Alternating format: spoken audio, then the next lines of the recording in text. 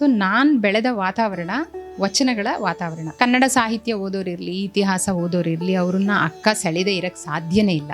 12ನೇ ಶತಮಾನದಲ್ಲಿದ್ದ ಆಧ್ಯಾತ್ಮಿಕ ಪರಂಪರೆಗಳು ಅದು ನನ್ನನ್ನು ತುಂಬ ಸೆಳೀತು ಅಂತ ಹೇಳ್ಬೋದು. ಆ ಶರಣಪಥ ಅನ್ನೋದು ಯಾವ ಸೆಕ್ಟಲ್ಲಿ ಬರ್ತಾರೆ? 1400 ಪುಟ ಆಗುತ್ತೆ ಕಾದಂಬರಿ.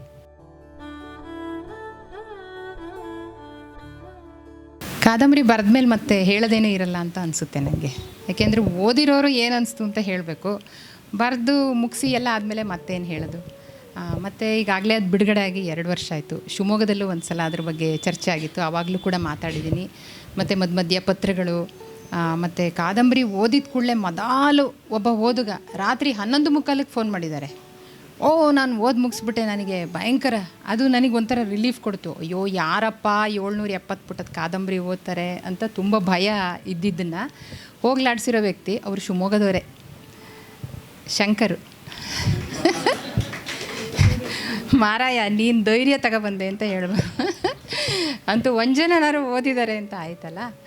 ಇದು ಕೋವಿಡ್ ಟೈಮಲ್ಲಿ ಬರೆದಿರೋದು. ನಾನು ಹೇಳಿರೋ ಮಾತನ್ನೇ ಮತ್ತೆ ಹೇಳ್ತಿದ್ದೀನಿ ಅಂದರೆ ಅದನ್ನು ಆಗಲೇ ಕೇಳಿರೋರು ಜಸ್ಟ್ ಇಗ್ನೋರ್ ಇಟ್ ಅಷ್ಟೇ. ನಾನು ಮುಂಚೆ ನಿಜವಾಗಿ ಬರಿಬೇಕು ಅಂದ್ಕೊಂಡಿದ್ದು ಲಲ್ಲಾ, ಕಬೀರ್ ಮತ್ತು ಅಕ್ಕ ಇವ್ರು ಮೂರನ್ನು ಸೇರಿಸಿ ಅವ್ರ ಮೂರನ್ನು ಒಂದೇ ಕಾಲಮಾನಕ್ಕೆ ತರಬೇಕು ಅಂತ, 12th ಸೆಂಚುರಿ ಅಂತ ಅಲ್ಲ. ಲಲ್ಲಾ ನನ್ನನ್ನು ತುಂಬ ಸೆಳೆದಂತಹ ಒಬ್ಬ ಕಾಶ್ಮೀರಿ ಶೈವ ಕವಯಿತ್ರಿ, ಕಾಶ್ಮೀರಿ ಸೂಫಿ ಕವಿ ಅಂತ ಹೇಳ್ಬೋದು. ಸೊ ಲಲ್ಲಾನೂ ಸಹ ಅಕ್ಕನ ಹಾಗೇನೆ ಅವಳು ಲಲ್ಲಾ ದೇಡ್ ಅಂತ ಸೂಫಿಗಳಿಂದನೂ ಆರಾಧನೆಗೊಳಪಡ್ತಾಳೆ. ಮತ್ತು ಕಾಶ್ಮೀರದ ಶೈವ ಇವ್ರುಗಳು ಸಹ ಲಲ್ಲೇಶ್ವರಿ ಅಂತ ಅವರೂ ಸಹ ಪೂಜೆ ಮಾಡ್ತಾರೆ. ಮತ್ತು ಕಾಶ್ಮೀರಿ ಶೈವ ನಿಮಗೆಲ್ಲ ಗೊತ್ತಿರೋ ಹಾಗೆ ಶೈವದಲ್ಲಿ 3 ಮುಖ್ಯ ಇದಿದೆ. ತಮಿಳು ಶೈವ ಅದು ದ್ವೈತ, ಕಾಶ್ಮೀರಿ ಶೈವ ಅದು ಅದ್ವೈತ, ಮತ್ತು ಕರ್ನಾಟಕದ ಈ ವೀರಶೈವ ಲಿಂಗಾಯತ ಇದೇನಿದೆಯೋ ಅಗೇನ್ ಇದು ದ್ವೈತ. ಸೊ ಈ ದ್ವೈತ, ಅದ್ವೈತ ಮತ್ತು ದ್ವೈತದ ಈ 3 ಇದರಲ್ಲಿ ಲಲ್ಲಾ ಇದ್ದಾಳಲ್ಲ ಅವಳು ಒಂದು ತುಂಬ ಮುಖ್ಯವಾಗಿರುವಂತಹ ಪ್ರತಿಪಾದಕಳು ಅಂತಲೇ ಹೇಳ್ಬೋದು. ಸೊ ಲಲ್ಲನೂ ಸಹ ಅಕ್ಕನ ಹಾಗೆ ನಗ್ನಳಾಗಿದ್ಲು ಅಂತ ಹೇಳ್ತಾರೆ. ಅವಳು ಸಹ ಮನೆ ಬಿಟ್ಟು ಹೊರಗಡೆ ಬಂದು, ಮತ್ತು ಅವಳು ಸಹ ವಾಕ್ಕುಗಳನ್ನು ಬರೆದಿದ್ದಾಳೆ. ವಾಕು ಅಂದರೆ 4 ಸಾಲಿನ ವಚನಗಳು. ನಾವು ಕನ್ನಡದಲ್ಲಿ ವಚನ ಅಂತ ಹೇಳ್ದಂಗೆ ಅದರಲ್ಲಿ ವಾಕುಗಳು ಅಂತ ಕಾಶ್ಮೀರದಲ್ಲಿ ಬರುತ್ತೆ. ಸೊ ಲಲ್ಲಾ ಬಗ್ಗೆ ಒಂದು ಸ್ವಲ್ಪ ಓದ್ಕೊಳ್ತಾ ಹೋಗ್ತಾ ಇದ್ದೆ. ಮತ್ತು ಕಬೀರ ಅನ್ನೋನು ಒಂಥರ ಅವನು ವಿಸ್ಮಯನೇ. ತುಂಬ ಉತ್ತರ ಪ್ರದೇಶಕ್ಕೆ ಹೋಗಿ ಕಾಶಿಗೆ ಹೋಗಿ, ಕಾಶಿಯಲ್ಲಿ ಕಬೀರನ್ ಮಠ ಇದೆಲ್ಲ ಇದೆಯಂತೆ, ಅದೆಲ್ಲ ನೋಡಿ ಎಲ್ಲ ಬರೋಕ್ಕೆ ಅಂತ ರೆಡಿ ಮಾಡಿ ಏನೋ ಸ್ವಲ್ಪ ಟೂರು ಹೋಗಿ ಅಲ್ಲೆಲ್ಲ ನೋಡಬೇಕು ಅಂತ ಪ್ಲ್ಯಾನ್ ಮಾಡ್ತಾ ಇರೋದ್ರಲ್ಲಿ ಕೋವಿಡ್ ಬಂತು. ಸೊ ಕೋವಿಡ್ ಬಂದಮೇಲೆ ನಮ್ಮ ಆಸೆಗಳೆಲ್ಲ ಡಮಾರಾಗಿ ಸದ್ಯಕ್ಕೆಲ್ಲೂ ಅಲ್ಲೆಲ್ಲ ಹೋಗೋಕ್ಕಾಗಲ್ಲ ಅಂತ ಗೊತ್ತಾಯಿತು. ಲಲ್ಲಾದೇಡೂರಿಗೂ ಹೋಗೋಕ್ಕಾಗಲ್ಲ, ಇದಕ್ಕೂ ಆಗಲ್ಲ ಅಂತ. ಸೊ ಅಕ್ಕನ ಬಗ್ಗೆನೇ ಯೋಚನೆ ಮಾಡ್ತಾ ಇದ್ದವಾಗ ಅಕ್ಕನ್ನೇ ಇಟ್ಕೊಂಡು ಒಂದೇನಾದರೂ ಬರಿಬೇಕು ಅಂತ ಅನ್ಸಕ್ಕೆ ಶುರುವಾಯಿತು. ಆವಾಗ ಕೋವಿಡ್ ಟೈಮಲ್ಲಿ ತುಂಬ ಒತ್ತಡ ಅಂತಂದರೆ ಕೆಲಸದ ಒತ್ತಡನೂ, ಯಾಕೆಂದರೆ ಮನೆಗೆ ಕೆಲಸ ಮಾಡೋರೆಲ್ಲ ಡಾಕ್ಟ್ರ್ ಮನೆಗೆ ಬರೋದು ತುಂಬ ಡೇಂಜರ್ ಅಲ್ವಾ. ಸೊ ಎಲ್ಲರೂ ನಿಲ್ಲಿಸ್ಬಿಟ್ಟಿದ್ರು, ನಮ್ಮದನ್ನು ನಾವೇ ಮಾಡ್ಕೋಬೇಕು. ಮಕ್ಕಳೆಲ್ಲ ದೂರ ಇದ್ದರು, ಅವರು ಮೆಡಿಕಲ್ ಇದರಲ್ಲಿ ಇದ್ದಿದ್ದರಿಂದ ಅವರುಗಳಿಗೂ ಕೋವಿಡ್ ಆಗಿ ಡ್ಯೂಟಿಗಳು ಮಾಡ್ತಾ ಆತಂಕ ಇತ್ತು. ನಮ್ಮ ತಂದೆ ತಾಯಿ ದೂರ ಇದ್ದರು, ಅವರಿಗೂ ಕೋವಿಡ್ ಆಗಿ ಅವರನ್ನು ವಾಟ್ಸಪ್ ಕಾಲ್ ಮೂಲಕ ನಾವು ನಿಭಾಯಿಸ್ತಾ ಇದ್ವಿ. ಜೊತೆಗೆ ನಮ್ಮ ಕ್ಲಿನಿಕನ್ನು ಮ್ಯಾನೇಜ್ ಮಾಡಬೇಕಾಗಿತ್ತು. ನಮ್ಮ ಊರುಗಳಲ್ಲಿ ಎಲ್ಲರೂ ಕ್ಲೋಸ್ ಮಾಡಿಬಿಟ್ಟಿದ್ರು, ಬಟ್ ನಾನು ಕ್ಲೋಸ್ ಮಾಡಬಾರ್ದು ಅಂತ. ಸೊ ಕೋವಿಡ್ ಪೇಷಂಟ್ಸ್ನ ಹತ್ರ 200 ಪೇಷಂಟು ದಿವಸ ನೋಡಿರೋದು, ಸಿಕ್ಕಾಪಟ್ಟೆ ಪೇಷಂಟ್ ನೋಡಿರೋದು. ಮತ್ತು ಇನ್ನೊಂದು ಪ್ಲಾಸ್ಟಿಕ್ ವಿರೋಧಿ ಅಲ್ಲ, ಅದಕ್ಕೆ PPE ಕಿಟ್ ಹಾಕದೆ ಪೇಷಂಟ್ ನೋಡಬೇಕು ಅಂತ. ಆದರೆ ನಂಗೆ ಕೋವಿಡ್ ಬರಲಿಲ್ಲ. ನನಗೆ ಅದ್ರ ಬಗ್ಗೆ ತುಂಬ ಖುಷಿ ಇದೆ. ದಿನ ನಾವು OTಯಲ್ಲಿ ಏನು ಕಾಟನ್ ಗೌನ್ ಯೂಸ್ ಮಾಡ್ತೀವಲ್ಲ, ನೋಡುವ ಏನಾಗುತ್ತೆ, ಕೊರೋನಾ ವೈರಸ್ ಬಗ್ಗೆ ಪೂರ್ತಿ ಓದ್ಕೊಂಡು ನೋಡೇ ಬಿಡೋಣ ಏನಾಗುತ್ತೆ ಅಂತ. ಸೊ ಬೆಳಗ್ಗೆ ಒಂದು OTದು ಕ್ಯಾಪು, ಮಾಸ್ಕು ಎಲ್ಲ ಗೌನು ಫುಲ್ ಹಾಕೊಂಡು ಪೂರ್ತಿ ಪೇಷಂಟ್ ನೋಡಿ, ನೀರು ಕುಡಿದೆ, ನಂಬರ್ 1, 2 ಏನೂ ಇಲ್ಲ, ಫುಲ್ ನೋಡಿ ಮನೆಗೆ ಹೋದ್ಕೊಳ್ಳೆ ಸೀದಾ ಬಾತ್ರೂಮಿಗೆ ಹೋಗಿ ಎಲ್ಲ ಸೋಪ್ ನೀರಲ್ಲಿ ನೆನೆಸ್ಬಿಡೋದು. ಆಮೇಲೆ ಊಟ ಮಾಡಿ ಮಧ್ಯಾಹ್ನ ಬರುವಾಗ ಮತ್ತೊಂದು ಗೌನು ಕ್ಯಾಪು ಎಲ್ಲ ಹಾಕ್ಕೊಂಡು ಬರೋದು. ಏನಾಗುತ್ತೆ ನೋಡುವ ಅಂದರೆ ಏನೂ ಆಗಲಿಲ್ಲ. ಆಯಿತಾ, ಆಕ್ಸಿಜನ್ ಕಾನ್ಸಂಟ್ರೇಷನ್ 67% ಇರೋರೆಲ್ಲ ಕ್ಲಿನಿಕ್ಕಿಗೆ ಬಂದಿದ್ದಾರೆ. ಬೇರೆ ಕಡೆ ಎಲ್ಲ ಕಳಿಸ್ಬಿಡ್ತಾರೆ, ಕ್ವಾರಂಟೈನಿಗೆ ಕಳಿಸ್ತಾರೆ ಅಂತ ಹೆದರ್ಕೊಂಡು ಎಲ್ಲೆಲ್ಲಿಂದೆಲ್ಲ ಬಂದಿದ್ದಾರೆ. ಬಟ್ ಕೋವಿಡ್ ಒಂದು ಆಗಲಿಲ್ಲ. ಇದ್ರ ಮಧ್ಯೆ ಇದೊಂದು ಬರಿಬೇಕು ಅಂದ್ಕೊಂಡಿದ್ದು, ತಿರುಗಾಟ ಅಂದ್ಕೊಂಡಿದ್ದು ಉಳ್ಕೊಂಬಿಟ್ಟಿದೆಯಲ್ಲ ಅಂತ ಒಳಗೆ ಕೊರೆಯೋಕ್ಕೆ ಶುರು ಮಾಡಿ, ಆ್ಯಕ್ಚುಲಿ ಬರವಣಿಗೆ ಅನ್ನೋದು ಈ ಒಂದೇ ಸಮ ಮಾಡ್ತಾ ಇರ್ತೀವಲ್ಲ, ಬಹುಶಃ ಅದು ಪೇಷಂಟ್ ನೋಡೋದಿರ್ಬೋದು, ಅದು ಬೋರ್ ಆಗದೆ ಇರೋ ಹಾಗೆ ಅಡುಗೆ ಮಾಡೋದಿರ್ಬೋದು ಅಥವಾ ಬರವಣಿಗೆ ಇರ್ಬೋದು, ಇದೆಲ್ಲ ಒಂದು ಶಾಕ್ ಅಬ್ಸಾರ್ವರ್ ಇರ್ತಾರ ಅಂತ ಅನಿಸುತ್ತೆ. ಏಕೆಂದರೆ ನಮ್ಮ ಮನಸ್ಸು ಅದೇ ಕೋವಿಡ್ಡು, ಅದೇ ICU, ಆಕ್ಸಿಜನ್ ಕಾನ್ಸಂಟ್ರೇಷನ್ನು, ಅದು ಇದು ಅದರಿಂದ ಆಚೆ ಕಡೆ ಬಂದು ಮತ್ತು ಎಲ್ಲೆಲ್ಲೋ ಹೋಗಬೇಕಾದ ಒಂದು ಅವಕಾಶ ಸಿಗುತ್ತೆ. So I enjoy writing. ಬರವಣಿಗೆ ನಂಗೆ ತುಂಬ ಇಷ್ಟ. ಇದನ್ನು ಬರೆಯುವಾಗಲೂ ನಾನು ತುಂಬಾ ಖುಷಿಪಟ್ಟಿದ್ದೀನಿ. ಸೊ ಬರಿಬೇಕು ಅಂತ ಫಸ್ಟ್ ವೇವ್ ಕೋವಿಡ್ ಆಯಿತು. ಬುದ್ಧ ಜಯಂತಿ ದಿನ ಮೇ 7ನೇ ತಾರೀಕು 2020 ಬರೆಯೋಕ್ಕೆ ಶುರು ಮಾಡಿದೆ. ಅದನ್ನೇ ನಾನು ಹಂಗೆ ಅಂದ್ಕೊಳ್ಳಿಲ್ಲ. ಬುದ್ಧ ಜಯಂತಿ ದಿವಸ ಸ್ವಲ್ಪ ಬುದ್ಧಂದೆಲ್ಲ ಏನೇನೋ ಓದೇ ಇಲ್ಲ, ಇವತ್ತು ಬರೆದು ಬಿಡ್ತೀನಿ ಅಂತ ಅವತ್ತಿಂದ ಸ್ಟಾರ್ಟ್ ಮಾಡೋಣ ಅಂತ. ಸೊ ಅವತ್ತಿಂದ ಶುರು ಮಾಡಿ ಸೆಪ್ಟೆಂಬರ್ 30ಕ್ಕೆ ಮುಗೀತು ಬರೆದಿದ್ದು. ನನ್ನ ಪ್ರಕಾರ ಬರಿತಾ ಏನು ನನ್ನ ಪೇಷಂಟ್ ನೋಡುವಾಗಲೂ ನನಗೆ ನೆಕ್ಸ್ಟ್ ಹೆಂಗಾಗ್ಬೋದು ಅಂತ ಒಂಥರ ಕಲ್ಪನೆ ವಿಸ್ತಾರ ಆಗಿ ಬೆಳೀತಾ ಆ ಥರ ಒಂಥರ ಖುಷಿ. ಅಂದರೆ ಎಷ್ಟೊತ್ತಿಗೆ ಬಂದು ಕಂಪ್ಯೂಟರ್ ಎದುರುಗಡೆ ಕೂತು ಟೈಪ್ ಮಾಡ್ತೀನೋ ಅನ್ನೋ ಅಷ್ಟು ಆ ಥರ ಇದರಲ್ಲಿ ಬರಿತಾ ಆಮೇಲೆ ನಾನು ಬೇರೆ ಚಾಪ್ಟರ್ ಥರ ಬರೆದು ಹಾಕ್ಬಿಟ್ಟಿದ್ದೆ. ಎಲ್ಲ ಒಟ್ಟು ಸೇರಿಸಿದ ಮೇಲೆ 780 A4 ಸೈಜಲ್ಲಿ ಆಯಿತು. ಅಂದರೆ 1400 ಪುಟ ಆಗುತ್ತೆ ಕಾದಂಬರಿ.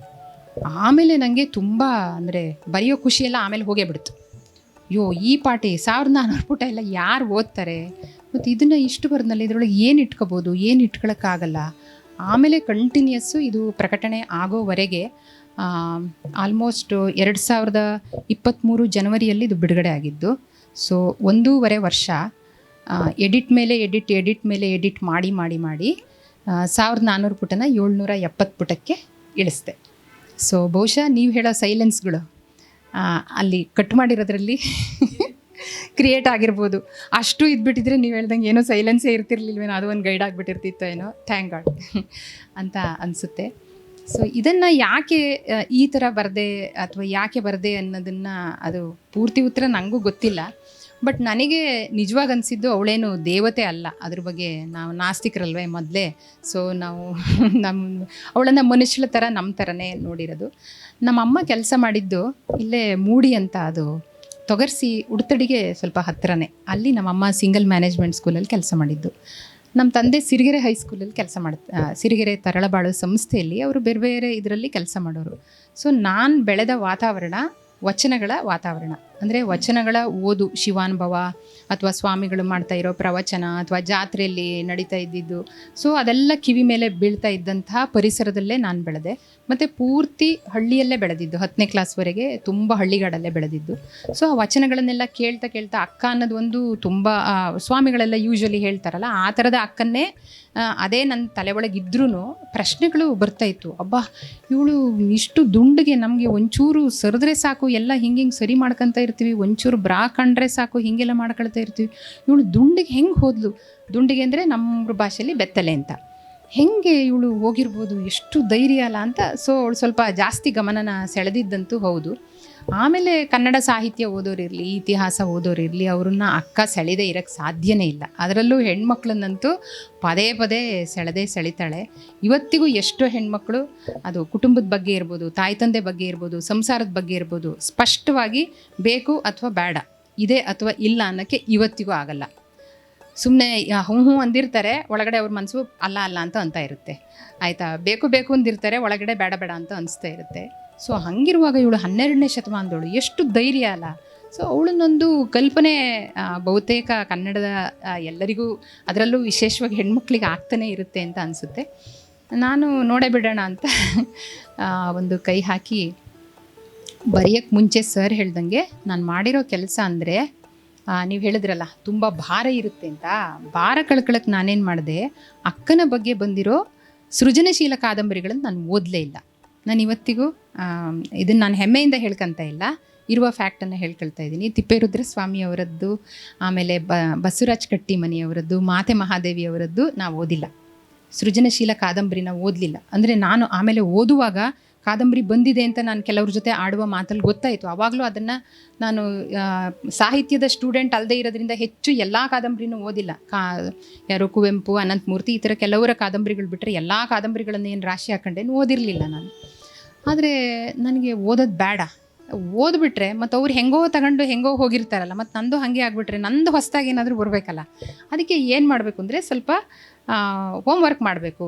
ಏನು ಹೋಮ್ವರ್ಕ್ ಅಂದರೆ ಆ್ಯಕ್ಚುಲಿ ಇದರಲ್ಲಿ ನಾಯಕ ಅಥವಾ ನಾಯಕಿಯಲ್ಲ, ವಸ್ತು ಅನ್ನೋದು 12ನೇ ಶತಮಾನ ನನ್ನ ಪ್ರಕಾರ. 12ನೇ ಶತಮಾನದಲ್ಲಿದ್ದ ಆಧ್ಯಾತ್ಮಿಕ ಪರಂಪರೆಗಳು ಅದು ನನ್ನನ್ನು ತುಂಬ ಸೆಳೀತು ಅಂತ ಹೇಳ್ಬೋದು. ನಾನು ಅವಾಗ ಸ್ವಲ್ಪ ಕೌಳ, ನಾಥ ಅದ್ರ ಬಗ್ಗೆ ಎಲ್ಲ ಸ್ವಲ್ಪ ಒಳಹೊಕ್ಕು ಓದ್ತಾ ಇದ್ದೆ. ಅದರಲ್ಲೂ ಕೌಳ ಪರಂಪರೆ ಬಗ್ಗೆ, ಕೌಳ ಯೋಗಿನಿಯರಿದ್ದರು, ಕೋಲಾರ ಅನ್ನೋ ಹೆಸರು ಹೆಂಗೆ ಬಂತು, ಕೊಲ್ಲಾಪುರ ಅನ್ನೋ ಹೆಸರು ಹೆಂಗೆ ಬಂತು, ಕೌಲೆದುರ್ಗ ಅನ್ನೋದು ಹೆಂಗೆ ಬಂತು, ಅಲ್ಲೆಲ್ಲ ಕೌಳ ಅನ್ನುವ ಒಂದು ಅತಿಶಾಕ್ತ ಪಂಥ. ಶಾಕ್ತದಲ್ಲೇ ಅತಿಶಾಕ್ತ ಅಂದರೆ ಅವರು ತಾಂತ್ರಿಕ್ ಸೆಕ್ಟ್. ಅದು ಎಷ್ಟು ಬಹಿಷ್ಕೃತ ಆಗಿತ್ತು ಅಂತಂದರೆ, ಯಾಕೆಂದರೆ ಅವರು ಪಂಚಮಕಾರಗಳಲ್ಲಿ ಮೈಥುನವನ್ನು ಒಂದು ಸೇರಿಸ್ಕೊಂಡಿದ್ದರಿಂದ, ಅದರಲ್ಲಿ ಮದ್ಯ, ಮಾಂಸ, ಮುದ್ರ, ಮೈಥುನ ಆ ಥರ ಬೇರೆ ಬೇರೆ ಇದರಲ್ಲಿ 5ರಲ್ಲಿ ಮೈಥುನವನ್ನು ಸೇರಿಸ್ಕೊಂಡಿದ್ದರಿಂದ ಸೊ ಅದು ಒಂಥರ ಪ್ರಾಹಿಬಿಟೆಡ್ ಸೆಕ್ಟ್ ಥರ ಆಗಿ ಕೌಳ ಇದ್ದಿದ್ದು. ಆ ಕೌಳ ಶಾಸ್ತ್ರದ ಮುಖ್ಯ ಗುರು ಅಂತ ಯಾರನ್ನು ಹೇಳ್ತಾರೆ ಅಂತಂದರೆ ಮಚ್ಚೀಂದ್ರ, ಅಂದರೆ ನಮ್ಮ ಗುರು ಗೋರಖನಾಥನ ಗುರು ಅವರು. ಗೋರಖನಾಥ್ ಅಂತ ನಾವು ಗೋರಖ್ಪುರ ಅಂತ ಯಾವ ಹೇಳ್ತೀವೋ ಅವನ ಗುರು ಮತ್ಸ್ಯೇಂದ್ರನಾಥ. ಅವನು ಕೌಳಶಾಸ್ತ್ರನ 2 ಗ್ರಂಥಗಳನ್ನು ಬರೆದಿದ್ದಾನೆ. ಆದರೆ ಅವು ಎಲ್ಲೂ ಸಿಗಲ್ಲ, ಅವನ್ನೆಲ್ಲ ನಾಶ ಮಾಡಿದ್ದಾರೆ. ಯಾಕೆಂದರೆ ಇವು ಓದೋಕ್ಕೆ ಅರ್ಹ ಅಲ್ಲ, ಇದನ್ನು ಓದಿದರೆ ಹೆಣ್ಮಕ್ಳೆಲ್ಲ ಹಾಳಾಗ್ತಾರೆ, ಉಳಿದವರೆಲ್ಲ ಹಾಳಾಗ್ತಾರೆ ಅಂತ. ಕೌಳದ ಬಗ್ಗೆ ನಮಗೀಗ ಏನೂ ಗೊತ್ತೇ ಇಲ್ಲ. ಸೊ ನಾನು ಈ ಶಾಕ್ತ, ಶೈವ, ಕೌಳ ಈ ಥರದ ಪಂಥಗಳ ಹಿಂದೆ ಹೋಗ್ತಾ ಇರುವಾಗ ನನಗೆ ಅಕ್ಕ, ಹಾಗಾದರೆ ಶರಣರದ್ದು ಯಾವ ಕಲ್ಟ್ ಇರ್ಬೋದು? ಈಗ ನಾವು ಯಾರು ಒಬ್ಬರು ಬಂದ ಕೂಡಲೇ ಈ ನಮ್ಮ ಸರ್ಕಲಲ್ಲಿ, ಈ ಊರೊಳಗೆ ಒಬ್ಬರು ಬಂದ ಕೂಡಲೇ ಹಳ್ಳಿ ಜನ ಇವರ ಜಾತಿ ಯಾವುದು ಅಂತ ಯೋಚನೆ ಮಾಡೋಕ್ಕೆ ಶುರು ಮಾಡ್ತಾರೆ. ಅವ್ರ ಮಾತಿಂದ, ಅಥವಾ ಅವ್ರು ಕೂರೋದು, ಹೇಳೋದು, ಅವ್ರ ಹಬ್ಬ, ಅವ್ರು ಯಾವ ಕಡೆ ಯಾವ ದಿಕ್ಕಲ್ಲಿ ಹೋಗ್ತಾರೆ, ಜಾತಿನ ಕ್ಯಾಲ್ಕುಲೇಟ್ ಮಾಡೋಕ್ಕೆ ಶುರು ಮಾಡ್ತಾರೆ. ಹಾಗೆಯೇ ಸೋಷಿಯಲ್ ಸರ್ಕಲಲ್ಲಿ ಅಥವಾ ಒಂದು ಆ್ಯಕ್ಟಿವಿಸ್ಟ್ ಸರ್ಕಲಲ್ಲಿ ಯಾರಾದರೂ ಒಂದು ಹೊಸ ಪ್ರವೇಶ ಆದ ಕೂಡಲೇ ಅವರ ಐಡಿಯಾಲಜಿಕಲ್ ಕ್ಯಾಸ್ಟನ್ನು ಹುಡ್ಕೋಕ್ಕೆ ಶುರು ಮಾಡ್ತಾರೆ. ಏನು ಇವರು ಅಂಬೇಡ್ಕರ್ವಾದಿನ ಅಥವಾ ಮಾರ್ಕ್ಸ್ವಾದಿನ, ನಕ್ಸಲೈಟ, ಅಥವಾ ಅಂದರೆ ಈ ಐಡಿಯಾಲಜಿಕಲ್ ಕ್ಯಾಸ್ಟ್ ನೋಡೋದಿದೆಯಲ್ಲ, ನನಗಂತೂ ಕೆಲವು ಸಲ it is no different from searching their social caste ಅಂತ ಅನಿಸುತ್ತೆ. ಆ ಥರ ಅವರ ಐಡಿಯಾಲಜಿಕಲ್ ಕ್ಯಾಸ್ಟಿನ ಬೆನ್ನ ಹಿಂದೆ ನೋಡೋದು. ಇದೇ ಥರ ಇದ್ರ ಮೂಲ ಎಲ್ಲಿಂದ? ಹಂಗಾರೆ ಬೇರೆ ಎಲ್ಲ ಕಡೆನೂ ಇತ್ತೋ ಈ ಐಡಿಯಾಲಜಿಕಲ್ ಈಗ ಇರೋ ಹಾಗೆ ಮುಂಚೆನೂ ಹಿಂಗೇನಾದ್ರು ಇತ್ತಾ ಅಂತ ಏನೋ ಹುಡುಕಂತ ಹೋಗುವಾಗ ನನಗನ್ಸಿದ್ದು ಮುಂಚೆನೂ ಸಹ ಇದೇ ಥರ ಇತ್ತು. ಆವಾಗ ಶೈವರು, ಶಾಕ್ತರು, ಆವಾಗ ವೈಷ್ಣವರು ಬರಲಿಲ್ಲ. ವೈಷ್ಣವ ಅನ್ನೋದು ಮೋಸ್ಟ್ ರೀಸೆಂಟ್ ಸೆಕ್ಟ್, ಅದು ಇತ್ತೀಚೆಗೆ ಹುಟ್ಟಿರೋದು. ಮೊದಲು ಬಂದಿದ್ದೆ ಶಾಕ್ತ, ಆಮೇಲೆ ಬಂದಿರೋದು ಶಾಕ್ತ. ಬಂದ ಮೇಲೆ ಬೌದ್ಧ, ಜೈನ ಅವೆಲ್ಲ ಸೆಕ್ಟ್ಗಳಲ್ಲ, ಅವೆಲ್ಲ ಬಂದು ಆಮೇಲೆ ಶೈವ ಇದು ಬಂತು. ಆಮೇಲೆ ಶೈವ ಶಾಕ್ತನ ಎರಡೂ ಒಟ್ಟುಗೂಡಿ, ನಾನು ಇದನ್ನು ಕೆಲವು ಸಲ ಮಾತಾಡುವಾಗಲೂ ಹೇಳಿದ್ದೀನಿ, ಶಂಕರಾಚಾರ್ಯ ಅನ್ನುವ ವ್ಯಕ್ತಿ, ಶಂಕರ ಅನ್ನುವ ವ್ಯಕ್ತಿಯ ನಿಜವಾದ ಸಾಧನೆ ಏನಂದರೆ, ಶಾಕ್ತ ಮತ್ತು ಶೈವರು ದೇವರ್ ವಾರಿಂಗ್ ಸೆಕ್ಟ್ಸ್, ಪರಸ್ಪರ ರಕ್ತ ಸಿಕ್ತ ಕದನಗಳು ಅವ್ರಗಳ ಮಧ್ಯೆ ಆಗಿದೆ. ಆ ಇಬ್ಬರನ್ನು ಹಿಡ್ಕೊಂಡು ಬಂದು ಒಂದೇ ಕಡೆ ಕೂರಿಸಿ, ಈ ದಾಕ್ಷಾಯಣಿದು 12 ಕಡೆ ಉದುರ್ತು, ಇವಳದಿಲ್ಲಿ ತಲೆ ಉದುರ್ತು, ಕಾಲು ಉದುರ್ತು, ಬೆರಳುದುರ್ತು, ಗರ್ಭಕೋಶ ಉದುರ್ತು, ಅಲ್ಲೇ ಒಂದೊಂದು ಶಿವನ್ನು ಶಾಕ್ತನ್ನು ಒಟ್ಟು ಸೇರಿಸಿ 2 ದೇವಸ್ಥಾನಗಳನ್ನು ಒಟ್ಟು ಮಾಡಿ ಈ ವಾರಿಂಗ್ ಸೆಕ್ಟ್ಸ್ ಇದ್ವಲ್ಲ ಶಾಕ್ತ ಮತ್ತು ಶೈವ, ಅದನ್ನು ಒಟ್ಟು ತಂದು ನೀವಿಬ್ಬರು ಹಿಂಗೆ ಕಚ್ಚಾಡ್ತಾ ಇದ್ರೆ ಅಲ್ಲಿ ಜೈನರು ಹೆಚ್ಚಾಗ್ಬಿಡ್ತಾರೆ, ಬೌದ್ಧರು ಹೆಚ್ಚಾಗ್ಬಿಡ್ತಾರೆ, ಮುಚ್ಚಿ ಬಾಯಿ ಅಂತ ಒಂದು ಕತೆ ಕಟ್ಟಿರೋದಿದೆಯಲ್ಲ, ಇದು ಬಹುಶಃ ಶಂಕರ ಅನ್ನುವ ವ್ಯಕ್ತಿಯ ಬುದ್ಧಿಯಿಂದ ಮಾಡಿರೋದು ಅಂತ ನಾನು ಅಂದ್ಕೊಳ್ತೀನಿ. ಅದನ್ನು ಸಾಧನೆಗಿದ್ದಾನೆ ಅಂತೆಲ್ಲ ನಂಗೆ ಹೇಳೋಕ್ಕೆ ಇಷ್ಟ ಇಲ್ಲ. ಸೊ ಅವ್ರು ಮಾಡಿದ್ದು ಏನಂದರೆ ಇದು ಅಂತ ಅನಿಸುತ್ತೆ.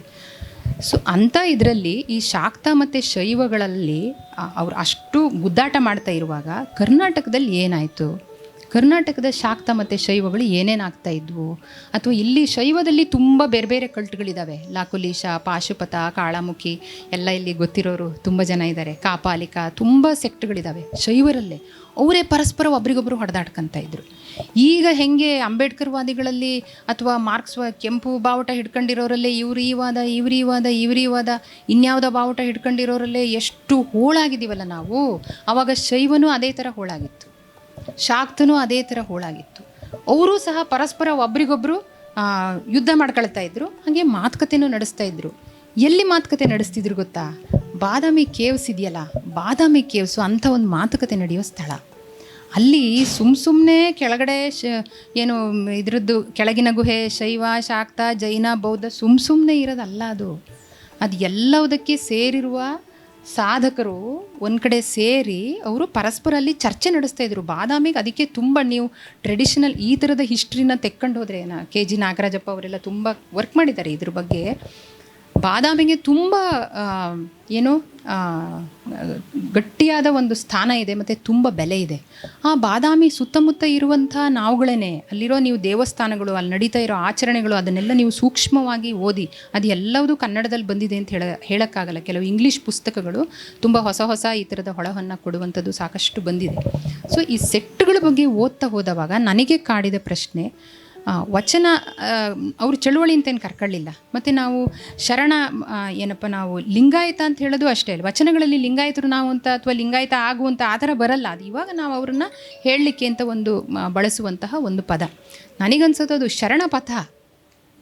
ಆ ಶರಣಪಥ ಅನ್ನೋದು ಯಾವ ಸೆಕ್ಟಲ್ಲಿ ಬರ್ತಾರೆ ಅಂದರೆ ಅವ್ರು ತಮ್ಮನ್ನು ತಾವು ಯಾವ ಪಂಥದಲ್ಲಿ, ಶೈವ ಅಂತ ಹೇಳಿಬಿಡ್ಬೋದು.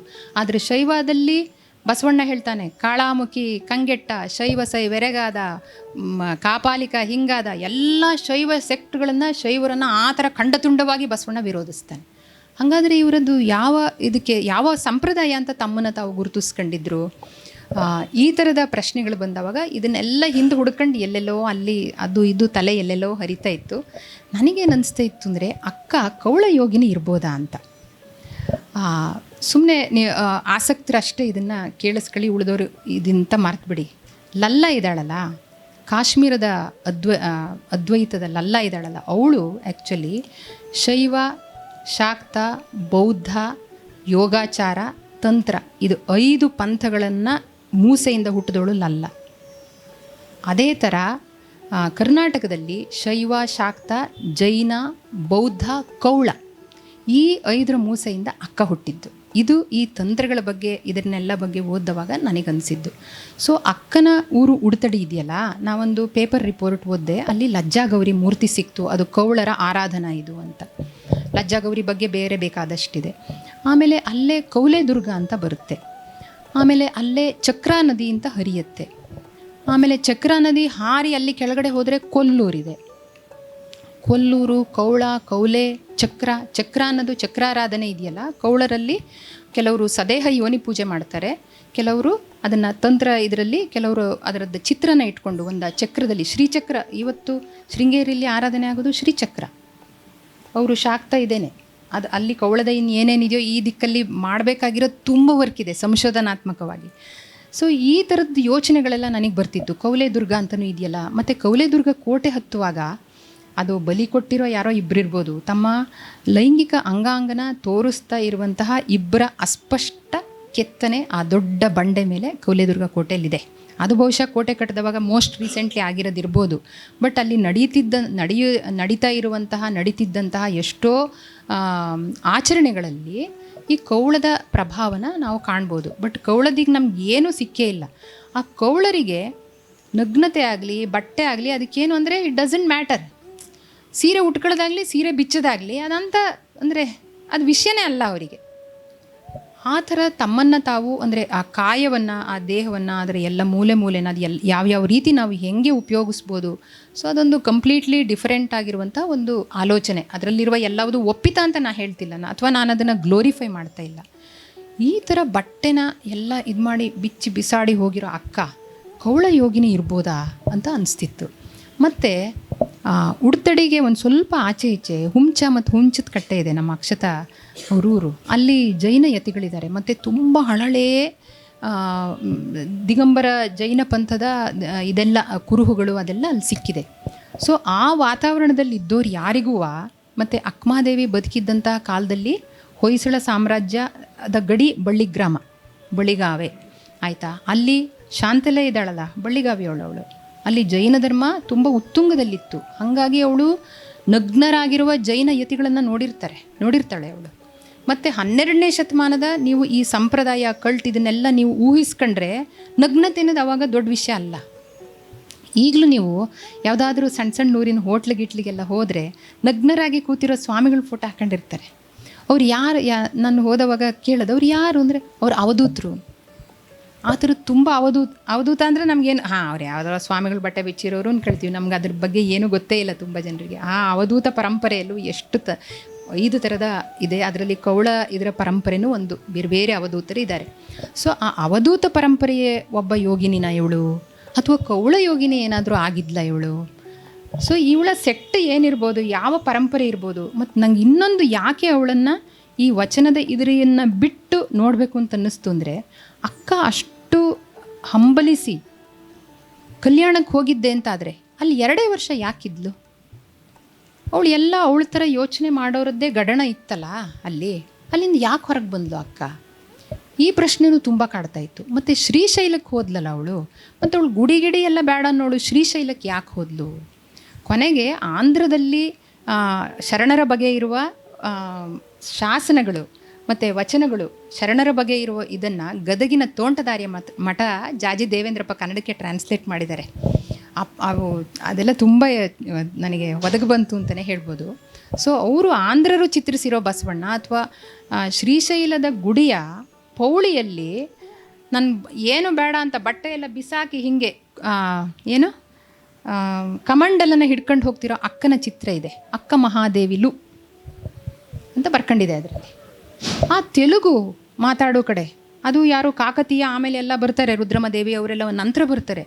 ಇದರಲ್ಲಿ ಇವಳು ಕನ್ನಡ ಮಾತಾಡೋ ಪ್ಯೂರ್ ಕನ್ನಡ ಹಾರ್ಟ್ಲ್ಯಾಂಡ್, ಅದು ಯಾವುದು ಬಳ್ಳಿಗಾವಿ ಅಥವಾ ಉಡುತಡಿ ಅಂತೆ. ಇಲ್ಲಿಂದ ಹೋಗಿರೋ ಅಕ್ಕ ಅಲ್ಲಿ ಹೋಗಿ ಸೆಟ್ಲ್ ಆದ್ಲು ಅಂತಂದರೆ ಅವಳು ಪೌಳಿ ಗೋಡೆ ಮೇಲೂ ಬರೋ ಹಂಗಾದ್ಲು ಅಂದರೆ, ಹಾಗಂತ ಅಕ್ಕನ ಗುಡಿ ಇಲ್ಲ ಅಲ್ಲೆಲ್ಲವ. ಅಕ್ಕಮಹಾದೇವಿಗೆ ಯಾರೋ ಗುಡಿ ಕಟ್ಟಿಲ್ಲ, ಆಯಿತಾ. ಸೊ ಶ್ರೀಶೈಲದ ಇತಿಹಾಸನ ಕೆದಕ್ತಾ ಹೋದರೆ ಶ್ರೀಶೈಲ, ಬಾದಾಮಿ, ಕೊಲ್ಲಾಪುರ, ನೀವು ಲಾಂಗಿಟ್ಯೂಡಿನಲ್ಲಿ ನೋಡಿದರೆ they are all on the same line. ನೀವು ಬೇಕಾದ್ರೆ ಮ್ಯಾಪ್ ಹಿಡ್ಕೊಂಡು ನೋಡಿ, ಅವೆಲ್ಲವೂ ಈ ಬೇರೆ ಬೇರೆ ಪಂಥಗಳ ಒಂದು ಸಂವಾದ ನಡೆಯೋ ಕೇಂದ್ರಗಳಾಗಿದ್ವು. ಹೆಂಗೆ ಇಲ್ಲಿ ಕೂತಿರೋ 100 ಜನರಲ್ಲಿ ಅಥವಾ ಒಂದು 50-60 ಜನರಲ್ಲಿ ನಾವು ಬೇರೆ ಬೇರೆ ಐಡಿಯಾಲಜಿಲಿ ಗುರುತಿಸ್ಕೊಂಡಿದ್ದು ಇರೋರೆಲ್ಲ ಇದ್ದೀವಿ ಇಲ್ಲಿ. ಆದರೂ ಏನೋ ಒಂದು ಕೇಳೋಕ್ಕೆ, ಏನೋ ಒಂದು ಸಂವಾದ ಮಾಡೋಕ್ಕೆ ಅಂತ ಇಲ್ಲಿ ಬಂದು ಕೂತಿದ್ದೀವಿ. ಹಾಗೆ ಅವರೆಲ್ಲ ಅಣಿನೆರೆಯುವ ಸ್ಥಳ ಕೊಲ್ಲಾಪುರ ಅಂದರೆ ಕೌಳರ ಒಂದು ದೊಡ್ಡ ಕೇಂದ್ರ. ಅಲ್ಲಿ ಒಬ್ಬಳು ಯಾರನ್ನು ನಾವೀಗ ಮಹಾಲಕ್ಷ್ಮಿ ಅಂತ ಮಾಡಿದ್ದೀವಲ್ಲ, ಕೊಲ್ಲಾಪುರದ ದೇವಿ ಇದ್ದಾಳಲ್ಲ, ಆ್ಯಕ್ಚುಲಿ ಕೊಲ್ಲಾಪುರದಲ್ಲಿ ಒಬ್ಬಳು ಮಾಯಿ ಇದ್ದಾಳೆ. ಅವಳು ಮಾಯಿಯ ವಿಶೇಷ ಏನಪ್ಪ ಅಂದರೆ 1,000 ಸಿದ್ಧರನ್ನು ಹಿಡಿದು ಇಟ್ಕೊಂಡಿದ್ಲಂತೆ. ನೀನು ನನ್ನನ್ನು ದೈಹಿಕವಾಗಿ ತೃಪ್ತಿಪಡಿಸೋಕ್ಕೆ ಸಾಧ್ಯ ಆದರೆ ನನ್ನ ಜೊತೆ ಬಾ, ಇಲ್ಲಾಂದರೆ ನನ್ನ ಒಡೆಯಾಳಾಗಿ ಸೆರೆಮನೆಯಲ್ಲಿ ಇರಬೇಕು ಅಂತ ಯಾರಿಗೂ ಸಾಧ್ಯ ಆಗದೆ 1,000 ಸಿದ್ಧರನ್ನು ಸೆರೆಮನೆಗೆ ಹಾಕಿಟ್ಟಿದ್ದಾಳಂತವಳು. ಅಂತಿಂಥ ಮಾಯಲ್ಲ ಸರ್ ಕೊಲ್ಲಾಪುರದವಳು. ಅದಕ್ಕೆ ಅವಳನ್ನು ಎಲ್ಲೂ ಮಹಾಲಕ್ಷ್ಮಿ ಕರ್ರಿಗಿಲ್ಲ, ಕೊಲ್ಲಾಪುರದ ಮಹಾಲಕ್ಷ್ಮಿ ಮಾತ್ರ ಕರ್ರಿಗಿದ್ದಾಳೆ. ಕೌಳ ಇದೆಯಲ್ಲ, ಕೋಲಾರ ಇದೆಯಲ್ಲ, ಕೋಲಾರ, ಕೊಲ್ಲೂರು, ಕೊಲ್ಲಾಪುರ, ಇದೆಲ್ಲ ಒಂದು ಬೇರೆಯೇ ಒಂದು ಅಂದರೆ ನಮಗೆ ಸಂಶೋಧನೆ ಮಾಡೋಕ್ಕೆ ಹೋದರೆ ಇನ್ನೂ ತುಂಬ ವಿಸ್ತಾರವಾಗಿ ನಮಗೆ ಗೊತ್ತಿಲ್ಲದಿರೋದು ತುಂಬ ಇದೆ.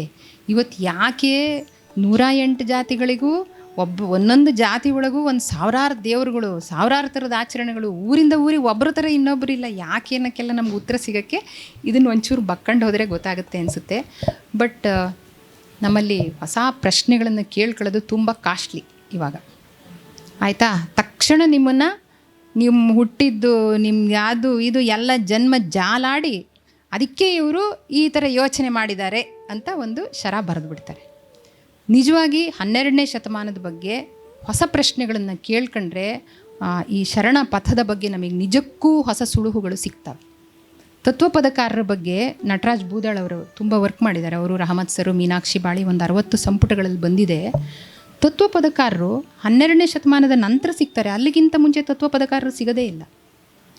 ಒಂದು ಊಹೆ, ಎಲ್ಲ ಶರಣೆಯರಿದ್ದಾರಲ್ಲ ಅವರೆಲ್ಲ ತತ್ವಪದಕಾರ್ತಿಯರು ಇರ್ಬೋದು ಅನ್ನೋದು. ಎಲ್ಲ ತಳ ಸಮುದಾಯದವರಿದ್ದಾರೆ, ಎಲ್ಲ ಅನಕ್ಷರ ತತ್ವಪದಕಾರರದ್ದು ಅದೇ ಥರ ತಾನೇ. ಸೊ ಅವರೆಲ್ಲ ನೀಲಮ್ಮ ಇದ್ದಾಳಲ್ಲ, ನೀಲಮ್ಮ ಒಬ್ಬ ತತ್ವಪದಕಾರ್ತಿ ಇರ್ಬೋದು, ಯಾಕೆಂದರೆ ಅವರೆಲ್ಲ ಹಾಗೇ ಒಂದು ಅಂಕಿತವನ್ನು ಇಟ್ಕೊಂಡು ಬರಿತಾ ಇರುವಂಥ ಇದು. ಸೊ ಈ ಥರದ ಹೊಸ ಪ್ರಶ್ನೆಗಳನ್ನು ನಾವು ಕೇಳ್ಕೊಂಡ್ರೆ, ಅಕ್ಕ ಮದುವೆ ಆದ್ಲೋ ಇಲ್ವೋ, ಅಕ್ಕ ಯಾಕೆ ಹಾಗೆ ಎಲ್ಲ ಬಿಟ್ಟು ಹೋದ್ಲು, ಮತ್ತು ಕಲ್ಯಾಣದಲ್ಲಿ ಯಾಕೆ ನಿಲ್ಲಿಲ್ಲ ಅವಳು, ಕಲ್ಯಾಣದಿಂದ ಹೊರಬಂದವಳು ಶ್ರೀಶೈಲ ದೇವಸ್ಥಾನದಲ್ಲಾದರೂ ಆರಾಮಾಗಿ ಚನ್ನಮಲ್ಲಿಕಾರ್ಜುನ ಆರಾಧನೆ ಮಾಡ್ಕೊಂಡಿರ್ಬೋದಿತ್ತಲ್ಲ, ಅದನ್ನಾದರೂ ಯಾಕೆ ಮಾಡಲಿಲ್ಲ, ಕೆಳಗಡೆ ಹೋಗಿ ಗುಹೆ ಯಾಕಪ್ಪ ಹೋಗ್ಲು ಅವಳು. ಒಂದು 25 ವರ್ಷದ ಹೆಣ್ಮಗಳು, ಅಷ್ಟು ಯೌವನಸ್ಥೆ, ಮೈನ ಇದೆಲ್ಲ ಬಿಚ್ಚಾಕೊಂಡು ಬರೀ ಕೂದಲನ್ನ ಎಷ್ಟೊತ್ತಿಗೂ ಸೆರಗಾರ ಮುಚ್ಕೋಬೋದು, ಎಷ್ಟೊತ್ತಿಗೂ ಕೂದಲು ಮುಚ್ಕೊಳ್ತಾ ಇರೋದು. It is so difficult. ಸಾಧ್ಯ ನಾವು ಊಹೆ ಮಾಡ್ಕೊಳಕ್ಕಾಗಲ್ಲ, ಹಂಗೆ ಕೂದಲು ಮುಚ್ಕೊಂಡೆಲ್ಲ ನಡೆಯೋಕ್ಕಾಗಲ್ಲ, ನಡೆಯುವಾಗೆಲ್ಲ ಆಚೆ ಈಚೆ ಹಾಗೆ ಆಗುತ್ತೆ. ಸೊ ಅವಳು ಹೆಂಗೆ ಮಾಡಿರ್ಬೋದು. ಮತ್ತು ಮುಟ್ಟಾಗುತ್ತಲ್ವ ಹೆಂಗಸರಿಗೆ, ಅಥವಾ ವೈಟ್ ಡಿಸ್ಚಾರ್ಜ್ ಇರುತ್ತೆ, ಮುಟ್ಟಾಗ್ತಾ ಇರುತ್ತೆ, ಅಥವಾ ಮೂತ್ರಕ್ಕೆ ಹೋದ್ಮೇಲೆ ಎಲ್ಲ ಒದ್ದೆ ಆಗ್ತಾ ಇರುತ್ತೆ, ಅದಕ್ಕೆಲ್ಲ ಏನು ಬಟ್ಟೆ ಹಾಕೊಂಡಿಲ್ಲ ಅಂದರೆ ಕಾಲು ತೊಡೆ ಮಧ್ಯೆ ತರದು ನಡೆಯೋಕ್ಕೆ ಆಗಲ್ಲ. ಅದನ್ನೆಲ್ಲ ಹೆಂಗೆ ನಿಭಾಯಿಸಿರ್ಬೋದು ಅವಳು. ಸೊ ಈ ಥರದ ಹೊಸ ಯೋಚನೆಗಳು, ಹೊಸ ಪ್ರಶ್ನೆಗಳು ನಮ್ಮ ತಲೆಗೆ ಬರೋಕ್ಕೆ ಶುರು ಮಾಡಿದ್ರೆ ಆವಾಗ ಅಕ್ಕ ದೇವಿಯಾಗಿ ಅಥವಾ ದೈವವಾಗಿ ಕಾಣದೇ ಇಲ್ಲ. ಅವಳು ನನ್ನಂಗೆ, ಸ್ಫೂರ್ತಿಯಂಗೆ, ಸಂಗೀತನಂಗೆ, ರೇಖಾಂಬನಂಗೆ, ಮತ್ತೊಬ್ಬರಂಗೆ ಎಲ್ಲರ ನಮ್ಮಂಗೆ ಕಂಡು ಹೆಂಗೆ ಹೋಗಿರ್ಬೋದು, ಹೆಂಗೆ ಹೇಳಿದ್ದಾಳು, ಯಾವ ಸನ್ನಿವೇಶದಲ್ಲಿ. ಮತ್ತು ಇನ್ನೊಂದು ನನಗೆ ತುಂಬ ಆಶ್ಚರ್ಯ ಆಗಿದ್ದು, ಅವಳು ಮದುವೆ ಆಗಿರೋದು ಕೌಶಿಕ ಕಸಪರಾಯ ಅಂತಾರೆ. ಅವನೇನು ದೊಡ್ಡ ಮಹಾರಾಜ ಅಂತ ನಾವೇನು ಭಾವಿಸ್ಕೊಳ್ಳೋದು ಬೇಡ, ಒಬ್ಬ ಪ್ರಭುಗೌಂಡ. ಪ್ರಭುಗೌಂಡ ಅಂದರೆ ಅದು ಉಡುತಡಿ 70 ಎಷ್ಟೋ 70 ಹಳ್ಳಿನೋ 40 ಹಳ್ಳಿನೋ ಎಷ್ಟು ಇರಲಿ, ನಾನು ಇದರಲ್ಲಿ ಉಡುತಡಿ 70 ಅಂತ ತೊಗೊಂಡಿದ್ದೀನಿ. ಅಷ್ಟು ಹಳ್ಳಿಗಳಿಗೆ ಅದನ್ನು ದೇಖರೇಖೆ ನೋಡ್ಕೊಳ್ಳುವಂಥ ಒಬ್ಬ ವ್ಯಕ್ತಿ. ಅಂಥವನು ಅವ್ನು ಹೇಳ್ತಿ, ನನಗೆ ನೀನು ಹಾಕಿದ್ದೆಲ್ಲ ಏನು ಬೇಡ, ನಿಂದು ಇದು ತಗ ಎಲ್ಲ ಬಿಚ್ಚಿ ಹೋಗ್ತೀನಿ ಅಂತ ಹೋಗ್ಬಿಟ್ರೆ ಸುಮ್ಮನೆ ಇಡಕ್ಕೆ ಸಾಧ್ಯನಾ? ಈಗಿನ ನಮ್ಮ ಆಳುವ ದೊರೆಗಳು ಎಲ್ಲ ಹಿರಿ ಕಿರಿ ಮರಿ ರಾಜ ಯುವರಾಜ ಎಲ್ಲ ಮುದಿಯಾಗಿರೋ ರಾಜರು ಯಾರೇ ಆಗಲಿ, ಅವ್ರೇನಾದ್ರು ತಮ್ಮ ಹೆಂಡ್ತಿ ಅವ್ರ ಗಂಡನ ಮೇಲೆ ಸಿಟ್ಟು ಬಂದು ನನಗೆ ನಿನ್ನ ಜೊತೆ ಇರೋಕ್ಕೆ ಇಷ್ಟ ಇಲ್ಲ ಅಂತ ಬಿಚ್ಚೋಗೋದು ಬೇಡ ಕಣ್ರೆ. ಹಂಗೆ ಹೇಳ್ಬಿಟ್ರೆ ಸಾಕು, ಎಲ್ಲ ಇಂಟೆಲಿಜೆನ್ಸನ್ನು ಹಾಕಿ ಅವ್ರ ಹಿಂದೆ ಬಿಟ್ಟು ಅವ್ರನ್ನ ಚೂಬಿಟ್ಟು ಅವ್ರನ್ನ ಹಿಡ್ಕೊಂಬಂದು ಮನೆಯೊಳಗೆ ಕೂಡಾಕ್ಬಿಡ್ತಾರೆ ಅಲ್ವೇನ್ರೆ? ಹಾಂ, ಹಂಗಿರುವಾಗ ಇವಳು 12ನೇ ಶತಮಾನದಲ್ಲಿ ಇವಳು ಎಲ್ಲದನ್ನು ಬಿಚ್ಚಿ ಹೋಗ ಮರುಳೆ, ನಾನು ನಿಂದು ಏನು ಬೇಡ ಅಂತ ಅವಳು ವಚನಗಳನ್ನು ನೀವು ಓದಬೇಕು, ಎಷ್ಟು ಸ್ಟ್ರಾಂಗ್ ಇದೆ ಗೊತ್ತಾ ಅದು. ಆ ಥರ ಹೇಳ್ಕೊಂಡು ಅವಳಿಗೆ ಆ ಥರ ಹೋಗಿ ಅದನ್ನು ದಕ್ಕಿಸ್ಕೊಳ್ಳೋಕ್ಕೆ ಹೆಂಗೆ ಸಾಧ್ಯ ಆಯಿತು? ಅವಳು ಆ ಉಡುತಡಿ ಇದ್ರ ಗೆರೆ ದಾಟದ್ರಲ್ಲಿ, ಗಡಿ ದಾಟದ್ರಲ್ಲಿ ಅವನು ಎಲ್ಲರನ್ನ ಕರೆಸಿ ಅವಳನ್ನ ಎಳ್ಕೊಂಬಂದು ಹೆಡೆಮುರಿ ಕಟ್ಟಿಸಿ ಅರಮನೇಲಿ ಇಟ್ಕೋಬೋದಿತ್ತಲ್ವಾ? ಯಾಕೆ ಹಂಗೆ ಮಾಡಲಿಲ್ಲ? ಸೊ ಈ ಥರದ ಪ್ರಶ್ನೆಗಳು ಬಂದವಾಗ ಅದಕ್ಕೆ ನನಗೆ ಎಂಥ ಉತ್ತರ ಹೊಳಿತು ಅಂದರೆ, ಅವನು ಜೈನರಲ್ಲಿ ಈ ನಗ್ನತೆಗೆ ತುಂಬ ಗೌರವ ಇದೆ. ನಗ್ನ ಯತಿಗಳನ್ನು ತುಂಬ ಗೌರವದಿಂದ ಕಾಣ್ತಾರೆ. ಸೊ ಆ ನಗ್ನತೆ, ಇವಳು ನಗ್ನಳಾಗಿ ದಿಗಂಬರಳಾಗಿ ಅದು ಏನು ಇಲ್ಲದೆ ನಿಂತಿದ್ದು ನೋಡಿಬಿಟ್ಟು ಅವರಿಗೆ ಓಹೋ ಜೈನ ಯತಿನೇ ನೋಡ್ದಂಗಾಗಿ ಸಹಿಸ್ಕೊಂಡಿರ್ಬೋದು. ಇಲ್ಲದಿದ್ದರೆ ಹಿಂಗೇನೋ ಈ ಥರ ಅಂದರೆ ನಾನು ಹೊಸ ಪ್ರಶ್ನೆಗಳನ್ನು ಅದು ಬರ್ತಾ ಇತ್ತು ಒಳಗೆ ಅದನ್ನು ಬರೆಯುವಾಗ ಕೇಳ್ಕೊಂಡೆ ಅಂತಲ್ಲ. ಸೊ ಬರಿತಾ ಅದಕ್ಕೊಂದು ನ್ಯಾಚುರಲ್ ಸೊಲ್ಯೂಷನ್ ಅನ್ನೋ ಹಾಗೆ ತಾನಾಗಿ ಇದಾಗ್ತಾ ಹೋಯಿತು. ಆಮೇಲೆ ನನಗೆ ಇನ್ನೊಂದು ಅನಿಸಿದ್ದು, ಯಾವನೇ ಆಗಲಿ ಯಾವಳೇ ಆಗಲಿ ಹಾಗೆ 100% ದುಷ್ಟರಿರೋಕ್ಕೆ ಸಾಧ್ಯನಾ? ಅಥವಾ ಯಾರಾಯಿತು 100% ಚೆನ್ನಾಗಿರೋಕ್ಕೆ ಸಾಧ್ಯನಾ? ಅದು ಅನುಪಮ ಇರಲಿ, ಕೇಶವ್ ಶರ್ಮಾ ಇರಲಿ, ಯಾರು ಬೇಕಾದ್ರೂ ಇರಲಿ, ರಜ್ಜೆ ಇರಲಿ, ಯಾರು 100ಕ್ಕೆ 100 ಒಳ್ಳೆಯವರು 100ಕ್ಕೆ 100 ಕೆಟ್ಟವರಾಗೋಕ್ಕಾಗಲ್ಲ. ಎಂಥ ದುಷ್ಟರ ಎದೆಯ ಒಳಗೂ ಒಂಚೂರಾರು ಒಳ್ಳೆತನ ಇದ್ದೇ ಇರುತ್ತೆ. ಅಥವಾ ಎಂಥ ಇವ್ರ ಒಳಗಡೆ ಒಂದು ಅಸೂಯೆ ಹಾಗೆ ಏನೋ ಒಂದು ಇದ್ದೇ ಇರುತ್ತೆ. ಈ ಕೌಶಿಕ ಕಳಿಸ್ಬಿಟ್ನಲ್ಲ, ಆಮೇಲೆ ನೋಡಿದ್ರೆ ಇಡೀ ಲೋಕನೇ ಅಕ್ಕಮಾದೇವಿ ಉಗಿ ಅನ್ನುತ್ತೆ. ಎಲ್ಲಿ ನೋಡಿದ್ರು ಅವಳದ್ದೇ ಮಾತಾಗುವಾಗ ಅವನಿಗೆ ಹೆಂಗಾಗಿರ್ಬೋದು ಅಲ್ವಾ? ಅವನಿಗೆ ಒಂದು ಕ್ಷಣಕ್ಕೇನೋ ಆಗಿರ್ಬೋದಲ್ಲ. ಅದಕ್ಕೆ ಈ ಕಾದಂಬರಿಲಿ ನಾನು ಲಾಸ್ಟಿಗಳು ಕಲ್ಯಾಣದಿಂದ ಶ್ರೀಶೈಲಕ್ಕೆ ಹೋಗುವಾಗ ಅಲ್ಲಿ ಸಂಗಮ ಅಂದರೆ ನಲ್ಲಮಲೆ ಫಾರೆಸ್ಟ್, ನೀವು ಅದೆಲ್ಲ ಹೋಗ್ಬರ್ಬೇಕು. ಅಂದರೆ ಜಾಗ್ರಫಿಕಲ್ ಏರಿಯಾ ತುಂಬ ಚೆನ್ನಾಗಿದ್ದಾವೆ ಅವೆಲ್ಲ. ಅಲ್ಲಿ ಸಂಗಮೇಶ್ವರ ಅಂತ ಬರುತ್ತೆ. ಅಲ್ಲಿ ಅವಳು ಸಂಗಮೇಶ್ವರದಲ್ಲಿದ್ದವಾಗ ಕಸಪ ಬರ್ತಾನೆ ಅಂತ ಬರ್ತಿದ್ದೆ. ಅದು ಅಂದರೆ ಅವರಿಬ್ಬರ ಮಧ್ಯೆ ಒಂದು ಭೇಟಿ ನಡೆಯುತ್ತೆ. ಆದರೆ ಅದನ್ನು ಹೆಂಗೆ ನಿಭಾಯಿಸೋದು ಅನ್ನುವಾಗ ಅದು ಹೆಂಗೋ ಆಯಿತು ಗೊತ್ತಿಲ್ಲ. ಸೊ ಆ ಥರದ ಒಂದು ಭೇಟಿಯ ಸನ್ನಿವೇಶ ಇದರಲ್ಲಿ ಬರುತ್ತೆ. ಅದರಲ್ಲಿ ಅವನು ಕೂಡ ಹೌದು ನಂದೇನೋ ತಪ್ಪಾಯಿತು ಅಂತ ಒಪ್ಕೊಳ್ತಾನೆ. ಆದರೆ ಇಲ್ಲ, ಇವಳು ತುಂಬ ಫರ್ಮ್, ಅವಳಿಗೆ ತುಂಬ ಕ್ಲಾರಿಟಿ ಇದೆ ಅವಳಿಗೆ, ಅಕ್ಕನಿಗೆ ನನಗೆ ಏನು ಬೇಕು ಅದನ್ನು ಹೆಂಗೆ ನಾನು ಪಡ್ಕೊಳ್ತೀನಿ, ಏನು ಮಾಡಬೇಕು ಮುಂದೆ ಅನ್ನೋದ್ರ ಬಗ್ಗೆ ಅವಳಿಗೆ ತುಂಬ ಕ್ಲಾರಿಟಿ ಇದೆ. ಮತ್ತು ಒಂದು ಹೆಜ್ಜೆ ಇಟ್ಟ ಮೇಲೆ ಅವಳು ಅದನ್ನೇ ಹೆಂಗೆ ಮುಂದೆ ತಗೊಂಡು ಹೋಗಬೇಕು ಅನ್ನೋಳೆ ಹೊರತು ಮತ್ತು ವಾಪಸ್ ಬರೋಳಲ್ಲ. ಅವಳು ಅಷ್ಟು ಇದಿದ್ದಂತಹ ಮಹಿಳೆ. ಅವಳು ಅವನನ್ನು ನಿಭಾಯಿಸ್ತಾಳೆ ಚೆನ್ನಾಗಿ. ಆದರೆ ದ್ವೇಷದಿಂದಾಗಲಿ ಅಥವಾ ಹಗೆಯಿಂದ ಅಥವಾ ಸಿಟ್ಟಿಂದ ನಿಭಾಯಿಸಲ್ಲ. ಪ್ರೀತಿ ಹೊಂದಿದ್ರೆ ಯಾರನ್ನು ಬೇಕಾದ್ರೂ ನಿಭಾಯಿಸ್ಬೋದು. ಇದು ನನ್ನ ನಂಬಿಕೆ. ಸೊ ಅದೇ ನಂಬಿಕೆ ಅಕ್ಕನೂ ಇಟ್ಟಿದ್ದಾಳೆ ಅಂತ ಭಾವಿಸಿ ಪ್ರೀತಿಯಿಂದನೇ ಕಸಪಯ್ಯನ ನಿಭಾಯಿಸಿ, ನೀವು ಹೋಗಪ್ಪ ನೀನು ಆರಾಮಾಗಿರು, ಮದುವೆ ಆಗಿದೆಯಲ್ಲ ಮಕ್ಕಳು ಮರಿ, ನಾನು ಇರಲಿ ಆರಾಮಾಗಿರು, ಓಕೆ ಬಾಯ್ ಅಂಥೇಳಿ ಹೋಗಿಬಿಡ್ತಾಳೆ ಅನ್ನೋ ಥರ ಬಂದಿದೆ. ಸೊ ಹೀಗೆ ಬರೆಯುವಾಗ ಕೆಲವು ಸಲ ಒಂದು ಬರೆಯೋ ಟೈಮಲ್ಲೇನೋ ನನಗೆ ಈ ಥರ ಬರೆದ್ರೆ ಇದನ್ನು ಯಾರು ಆ್ಯಕ್ಸೆಪ್ಟ್ ಮಾಡ್ಕೊಳ್ತಾರೆ ಇಲ್ವೋ ಅಂತ ಅನಿಸ್ತಿಲ್ಲ. ಯಾಕೆಂದರೆ ಇವಳನ್ನು ಮನುಷ್ಯಳಾಗಿ ನೋಡಿರೋದು, ಮತ್ತು ವಚನದ ಅನುಭವ ಮಂಟಪ ಇರ್ಬೋದು, ಅಥವಾ ಅಲ್ಲಿ ಶರಣ ಇದು ನಡೀತಾ ಇರುವಾಗ ಆ ಮಹಾಮನೆ ಸೇರಿದವಾಗ, ಅಥವಾ 1,96,000 ಗಣಗಳು ಅಲ್ಲಿ ಅಂದರೆ ಶರಣರು ಸೇರ್ತಾ ಇದ್ರು ಅಂತ ಹೇಳ್ತಾರಲ್ಲ, ನನಗೆ ಅದರದ್ದು ಪ್ರಾಕ್ಟಿಕಾಲಿಟಿ ನನ್ನನ್ನು ಯಾವಾಗಲೂ ಕಡೋದು. ಅದಕ್ಕೆ ಒಂದು ದಿವಸ ಅಕ್ಕ ಅಲ್ಲಿ ನದಿ ದಂಡೆಯಲ್ಲಿ ಕೂತಿರುವಾಗ ಮಾತಾಡ್ಕೊಳ್ಳೋದು ಕೇಳ್ತಾಳೆ. ಮಾತಾಡ್ಕೊಳ್ತಿದ್ದವ್ರು ಯಾರು ಅಂತಂದರೆ ತಲೆ ಮೇಲೆ ಮಲ ಹೊರೋರು, ಶೌಚದ ಇವರು ಮಾತಾಡ್ಕೊಳ್ಳೋ ಹಾಗೆ ಕೇಳ್ತಾ ಇರುತ್ತೆ. ಒಬ್ಬಳು ಕೇಳ್ತಾಳೆ, ಅಲ್ಲ 1,96,000 ಜನ ಅವ್ರದ್ದು ಹೇಳ್ಬಚ್ಚೋದಿಲ್ಲ ಹೇಗೆ ನೀವು ಅಂದರೆ ಇದು ಪ್ರಾಕ್ಟಿಕಲ್ ಹೌದಲ್ಲ. ಒಂದು ಸಣ್ಣವರು ಕಲ್ಯಾಣದಲ್ಲಿ 1,96,000 ಜನ ಊಟ ಮಾಡ್ತಾರೆ ಅಂದರೆ ಅರ್ಧ ಜನರಿಗಾದರೂ ಟಾಯ್ಲೆಟ್ ಬರೋದಿಲ್ವಾ? ಅದನ್ನು ಮ್ಯಾನೇಜ್ ಮಾಡಬೇಕಲ್ಲ, ತುಂಬ ಕಷ್ಟ ಅಲ್ಲ. ಮತ್ತು ಅಷ್ಟು ಜನರಿಗೆ ಅಡುಗೆ ಮಾಡೋದಂದ್ರೆ ಏನು ಸುಮ್ಮನೆನಾ? ಮತ್ತು ಅದು ಉಳಿದ್ರೆ ಅದನ್ನು ಮೇಂಟೈನ್ ಮಾಡೋದು ಸುಮ್ಮನೆನಾ? ಸೊ ಈ ಥರದ ಪ್ರಾಕ್ಟಿಕಲ್ ಇದು ನನಗೆ ಬರ್ತಾಯಿತ್ತು. ಅದನ್ನೆಲ್ಲ ಹಕ್ಕಿಗಳು ಮಾತಾಡ್ಕೊಂಡು, ಆಲದ ಮರ ಮಾತಾಡ್ತು, ಕಾಗೆ ಮಾತಾಡ್ತು. ಸೊ ಪ್ರಾಣಿಗಳ ಹತ್ರ ಸ್ವಲ್ಪ ಮಾತಾಡಿಸಿದ್ದೀನಿ. ಮತ್ತು ಅವ್ರು ಮಾತಾಡೋದನ್ನೆಲ್ಲ ಅಕ್ಕ ಕೇಳ್ತಾಳೆ. ಓಹೋಹೋ, ಇಲ್ಲಿ ಇದು ಹಿಂಗಿರ್ಬೋದಲ್ಲ ಅಂತ ಆ ಕಲ್ಯಾಣದ ಒಳಗಡೆ ಇರುವ ಒಳ ಸಂಘರ್ಷಗಳು. ಮತ್ತು ಇನ್ನೊಂದು, ಪಂಡ್ರಾಪುರ ಅಲ್ಲಿಗೇನು ತುಂಬ ದೂರ ಇಲ್ಲ, ಅದೊಂದು ವೈಷ್ಣವ ಕೇಂದ್ರ ಅಲ್ವಾ ಪಂಡ್ರಾಪುರ ಅನ್ನುವಂಥದ್ದು. ಮತ್ತು ಅಲ್ಲಿ ಒಂದು ಸೀತಿ ಮನೆ ಅಂತ ಇದೆ.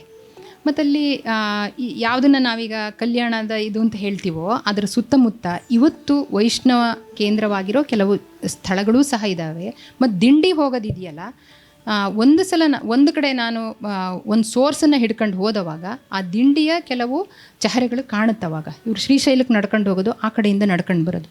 ಸೊ ಈ ಟೈಮಲ್ಲಿ ಅವ್ರುಗಳೇನಾದರೂ ಈ ಶರಣ ಪಥದ ಇವರಿಂದ ಸಂಘರ್ಷನ ಎದುರಿಸಿದ್ರಾ, ಅಥವಾ ಎಲ್ಲ ನಿಮ್ಮ ಮನೆ ಇದನ್ನೆಲ್ಲ ಕಿತ್ತಾಕ್ಬಿಡಿ, ಅದೊಂಥರ ಅಂಬೇಡ್ಕರ್ ಬೌದ್ಧ ಧರ್ಮಕ್ಕೆ ಹೋದ್ಮೇಲೆ ನಿಮ್ಮ ಗುಡಿ ಇದನ್ನೆಲ್ಲ ದೇವ್ರಿಗೆ ಇವ್ರನ್ನೆಲ್ಲ ತಗೊಂಡೋಗಿ ನದಿಲಿ ಹೊತ್ತಾಕ್ಬಿಡಿ ಅಂತ ಹೇಳಿದವಾಗ ಎಷ್ಟೋ ಹೆಣ್ಮಕ್ಳು ತುಂಬ ಇದನ್ನು, ಅಯ್ಯೋ ಈ ಮಾರಮ್ಮನ ಮೊದಲಿಂದ ನಮ್ಮನ್ನು ಕಾಪಾಡ್ದವಳು, ಇವಳನ್ನ ಹೆಂಗಪ್ಪ ಇದು ಮಾಡೋದು, ಈ ಉಚ್ಚಂಗಮ್ಮ ನಮ್ಮ ದೇವರು, ಅಥವಾ ಈ ಜಟಗೇಶ್ವರ ನಮ್ಮ ಈ ಜಟಗನ್ನ ಹೆಂಗಪ್ಪ ಹಾಕೋದು, ತುಂಬ ಇದರಲ್ಲಿ ಹಾಕ್ತಾರೆ. ಅಂದರೆ ಸಾಕೊಂಬಿಟ್ಟಿರ್ತಾರಲ್ಲ ದೇವ್ರನ್ನ, ಆ ಸಾಕೊಂಡಿರೋ ಮಕ್ಳ ಥರ ಅವ್ರನ್ನ ಬಿಟ್ಬಿಡೋಕ್ಕೆ ತುಂಬ ಇದು. ಬಸವಣ್ಣ ಅದು ಎಲ್ಲದನ್ನು ಬಿಟ್ಬಿಟ್ಟು ಮರದೈವ, ಮಡಕೆ ದೈವ, ಆ ದೈವ ಈ ದೈವ ಎಲ್ಲ ಬಿಟ್ಟಾಕಿ, ಅದೆಲ್ಲ ಏನು ಬೇಡ, ದೇವ್ರಂದ್ರೆ ಇಲ್ಲಿದೆಯಲ್ಲ ಸಾಕು ಅಂತ ಹೇಳಿದವಾಗ ಹೆಂಗೆ ಬಿಟ್ಬಿಟ್ರು ಇವರು? ಅವಾಗ ಅವ್ರಿಗೆ ಏನಾದ್ರು ಸಂಘರ್ಷ ಆಗಿರಬೇಕಲ್ಲ. ಆ ಸಂಘರ್ಷದ ಸ್ವರೂಪ ಏನು? ಮತ್ತು ಇವರು ಅದರಲ್ಲಿ ಏನು ಹೇಳ್ತಾರೆ, ಯಾವುದನ್ನು ಕಾಯಕ ಅಂತ ಹೇಳ್ತಾರೆ ಅಂತಂದರೆ ಕೆಲವು ವಚನಗಳಲ್ಲಿ ತುಂಬ ಸ್ಪಷ್ಟವಾಗಿದೆ. ಅಂದರೆ ಇವರಿಗೆ ಶರಣರು ಬಂದವಾಗ ಅವರಿಗೆ ಊಟ ಹಾಕಲಿಕ್ಕೆ ಆ ಥರದಕ್ಕೆ ಬಳಸೋಕ್ಕೆ ಬೇಕಾಗಿರುವ ದುಡಿಮೆಯನ್ನು ಮಾಡಿದರೆ ಅದು ಕಾಯಕ ಅಂತ ಅನಿಸ್ಕೊಳುತ್ತೆ. ಸೊ ಅದಲ್ಲದೆ ಬೇರೆ ಇನ್ಯಾರೋ ಒಬ್ಬರು ಬೇರೆ ಪಂಥದವರೆಲ್ಲ ಬಂದು ಅಕಸ್ಮಾತು ಊಟ ಕೇಳಿಬಿಡ್ತಾರಪ್ಪ, ಆವಾಗ ಅದನ್ನು ಇವ್ರು ಒಪ್ಕೊಂಡವಾಗ ಅಲ್ಲೇನಾದರೂ ಈಗ ನಾವು ಯಾವುದನ್ನು ಅಸಹನೆ ಅಂತ ಹೇಳ್ತೀವೋ ಹಾಗಿದ್ದೇನಾದರೂ ನಡೆದಿರ್ಬೋದಾ? ಸೊ ಹಿಂಗೆ ಏನೇನೋ ಪ್ರಶ್ನೆಗಳು. ಬಟ್ ನಾ ಹೇಳ್ದಂಗೆ ಪ್ರಶ್ನೆ ಕೇಳ್ಕೊಳ್ಳೋದು ಇವತ್ತಿನ ಕಾಲಕ್ಕೆ ತುಂಬ ಕಾಸ್ಟ್ಲಿ. ಮತ್ತು ಅದಕ್ಕೆ ಉತ್ತರನ ಆರಿಸ್ಕೊಂಡು ಹಿಂಗಿರ್ಬೋದಾ ಅಂತ ಹೈಪಾಥೆಸಿಸ್ಸು ಕಟ್ಟೋಕ್ಕೆ ಆಗಲ್ಲ ಇವಾಗ, ತುಂಬ ಕಷ್ಟ. ನಾವು ಹೈಪಾಥೆಟಿಕಲಿ ನೀವು ಹೇಳಿದ್ರಿ ರಿಸರ್ಚನ್ನು ಹೈಪಾಥೆಸಿಸ್ ಆಧಾರದ ಮೇಲೆ ಕೂರಿಸ್ತಾರೆ ಅಂತ. ಬಟ್ ಈ ಥರ ಹೊಸ ಇದನ್ನು ಆ ಹೈಪಾಥೆಸಿಸ್ನ ಅದಕ್ಕೆ ಹೋಗೋಕ್ಕೆ ಮುಂಚೆ ನಾವು ಸಾಕಷ್ಟು ಆಧಾರಗಳನ್ನು ಇಟ್ಕೊಂಡು ಹಂಗಿರ್ಬೋದಾ ಅಂತಲೇ ಹೋಗಬೇಕು. ಬಟ್ ನಾವು ನನಗನ್ಸೋದು 12ನೇ ಶತಮಾನದ ಬಗ್ಗೆ ನಮಗೇನೂ ಗೊತ್ತಿಲ್ಲ, ಒಂದು 10% ಗೊತ್ತಿರ್ಬೋದೇನೋ ಅನಿಸುತ್ತೆ. ಮಲ್ಲಯ್ಯ ಅಂದರೆ ಗೊತ್ತಾಗಬೇಕಾಗಿರೋದು ಇನ್ನೂ ಎಷ್ಟೊಂದಿದೆ. ಸ್ಥಾವರ ಕಳಿವುಂಟು ಜಂಗಮ ಕಳಿವಿಲ್ಲ ಅಂದಿರೋ ಬಸವನ್ನ ಏನು ಒಂದಕ್ಕಿಂತ ಒಬ್ಬರು 55 ಅಡಿ ಅಂತೆ, ಇನ್ನೊಬ್ಬರು 105 ಅಡಿ ಅಂತೆ, ಅದಕ್ಕಿಂತ ದೊಡ್ಡ ದುರಂತ ಯಾವುದೂ ಇಲ್ಲ. ಯಾವುದನ್ನು ಅವನು ಅಲ್ಲ ಅಂತ ಹೇಳಿದ್ನೋ ಅದನ್ನು ಕಂಪ್ಲೀಟ್ಲಿ ಅದನ್ನೇ ಮಾಡಿ ಅವನು ಸ್ಥಾವರ ದೇವರನ್ನ ನೀವು ಪೂಜಿಸೋದೇ ಬೇಡ, ಅದನ್ನು ಕಳೇಬರ ಅಂತ ಹೇಳ್ತಾನೆ. ದೇವಸ್ಥಾನದಲ್ಲಿರೋ ಲಿಂಗ ಇದೆಯಾ, ಆ ಕಳೇಬರ ಲಿಂಗನ ಪೂಜೆ ಮಾಡೋದೇ ಬೇಡ, ನಿಮ್ಮ ಕೈಲಿದೆಯಲ್ಲ ಅಷ್ಟೇ ಸಾಕು, ದೇವಸ್ಥಾನಕ್ಕೆ ಹೋಗೋದೇ ಬೇಡ ಅಂತಾನೆ. ಎಷ್ಟು ದೇವಸ್ಥಾನ ಇದೆ ಇವತ್ತು, ಎಲ್ಲೆಲ್ಲಿಗೆಲ್ಲ ಹೋಗ್ತೀವಿ ನಾವು. ಮತ್ತು ಇವತ್ತು ಇವನ ಜೊತೆಗೆ ಶಿವನ ಜೊತೆಗೆ ಹನುಮಪ್ಪನೂ ಪ್ರವೇಶ ಪಡ್ಕೊಂಡು ಹನುಮಪ್ಪನ ಜೊತೆಗೆ ರಾಮನು ಬಂದುಬಿಟ್ಟಿದ್ದಾನು ಅಲ್ಲೆಲ್ಲ. ಇನ್ನೊಂದು ಸ್ವಲ್ಪ ದಿನಕ್ಕೆ ನಮಗೆ ನಿಜವಾದ ಇತಿಹಾಸನೇ ತಿಳ್ಕೊಳಕ್ಕಾಗುತ್ತೋ ಇಲ್ವೋ. ಸೊ ಆ ಥರದ ಒಂದು ಇದಿದೆ. ಅದ್ರ ಮಧ್ಯ ಇಲ್ಲಿ ಓದಿರೋರು ಒಂದು 4-6 ಜನ ಇರ್ಬೋದು ಅನ್ನೋ ಧೈರ್ಯದ ಮೇಲೆ ಇದ್ರ ಬಗ್ಗೆ ಕೆಲವು ವಿಚಾರಗಳನ್ನು ಹಂಚ್ಕೊಂಡೆ. ಮತ್ತು ನಿಮ್ಗೇನಾದ್ರು ಕೇಳೋದಿದ್ದರೆ ಕೇಳ್ಬೋದು, ಅಥವಾ ಓದಿದವರು ಏನಾದರೂ ತಕರಾರುಗಳಿದ್ರೆ ಖಂಡಿತ ಹೇಳ್ಬೋದು. ಶರ್ಮಾ ಸರ್ ಮಾರ್ಕ್ಸು ಭಾಳ ಕೊಟ್ಬಿಟ್ರು, ಮಾಸ್ತರ್ ಅಷ್ಟೆಲ್ಲ ಕೊಡಬಾರ್ದು. ಅದರಲ್ಲೂ ಕನ್ನಡ ಮಾಸ್ತರ್ ಅಂತೂ ಮಾರ್ಕ್ಸೇ ಕೊಡಲ್ಲ ಯಾವಾಗಲೂ. ಸಂಸ್ಕೃತದವರು 100ಕ್ಕೆ 100 ಕೊಡೋದು ಅಷ್ಟೇ. ಕನ್ನಡದವರು ಎಷ್ಟು ಕಷ್ಟಪಟ್ಟರು ನಮ್ಮ ಕಾಲದಲ್ಲಿ 60ಕ್ಕಿಂತ ಹೆಚ್ಚು ಕೊಡ್ತಾನೆ ಇರಲಿಲ್ಲ. ಇವ್ರು ಸ್ವಲ್ಪ ಹೆಚ್ಚು ಮಾರ್ಕ್ ಕೊಟ್ಟಂಗೆ ಕಾಣ್ತಾರೆ. ಧನ್ಯವಾದ.